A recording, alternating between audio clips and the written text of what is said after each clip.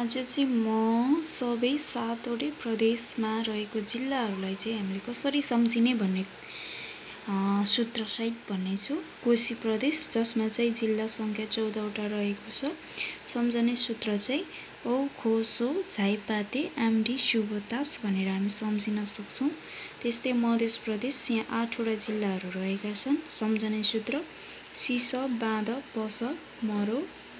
त्यसपछि बागमती प्रदेश जिल्ला सङ्ख्या 13वटा रहेको छ। सम्झने सूत्र दोधारा चिसिनु र लबसीका काम। त्यसपछि गण्डकी प्रदेश जम्मा जिल्ला सङ्ख्या 11। सम्झने सूत्र म्यापन बाका स्यामु मत गोल। त्यसपछि लुम्बिनी प्रदेश जिल्ला सङ्ख्या चाहिँ 12वटा रहेको छ। यसलाई सम्झने सूत्र रूपा गुरुबा अब पिउदा परो।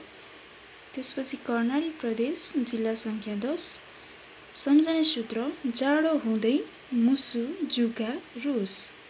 त्यसपछि सुदूरपश्चिम प्रदेश जसमा चाहिँ 9वटा जिल्लाहरू रहेका छन्।